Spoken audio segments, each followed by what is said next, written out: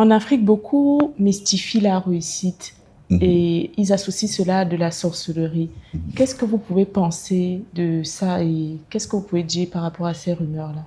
La sorcellerie, oui, c'est plutôt normal. Le mot sorcellerie, c'est ce qu'on ne comprend pas. L'explication du mot sorcellerie, c'est simplement ce qu'on ne comprend pas. Si vous comprenez pas quelque chose, c'est la sorcellerie. Et comme on ne comprend pas la richesse, comme on ne comprend pas comment on travaille, comme on ne comprend pas, voilà, on estime que tous êtes sorciers parce que simplement on ne comprend pas. Donc, plus les gens vont se lever, plus les gens vont grandir, plus les gens vont bien appréhender la richesse, plus les gens vont être simplement capables de définir le mot richesse, plus ces petites considérations-là vont disparaître.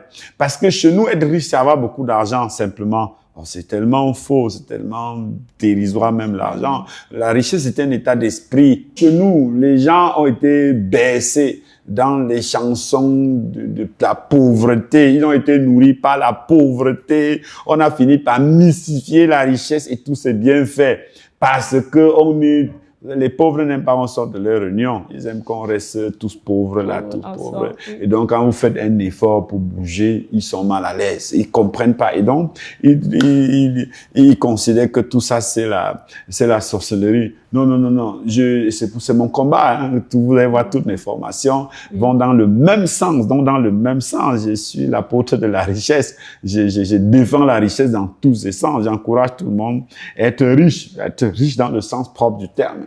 Riche propre, sans voler, sans tricher, ainsi de suite. Donc, ils croient comme ça parce qu'ils ont été mal éduqués, parce qu'ils ont été déformés au niveau le plus élevé que vous imaginez, parce que vous voyez des professeurs d'université tenir des mêmes langages, des agrégés qui tiennent des mêmes langages, des politiciens qui tiennent des mêmes langages. En réalité, comme ils sont pauvres, ils ne peuvent transmettre que la pauvreté.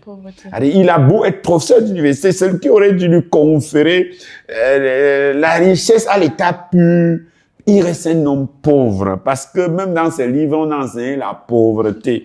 Et donc, il ne parvient pas à se départir du mot pauvreté, qui n'est que la malédiction, la pauvreté. Donc, nous devons fuir la pauvreté en acceptant d'abord la richesse, en travaillant pour l'acquérir et en acceptant qu'il n'est pas possible d'être heureux si tout le monde n'est pas riche autour de vous. Exactement. Tout le monde autour de moi doit être riche. Tu ne peux pas me donner ce que tu n'as pas. Si tu es pauvre, tu vas me donner la pauvreté.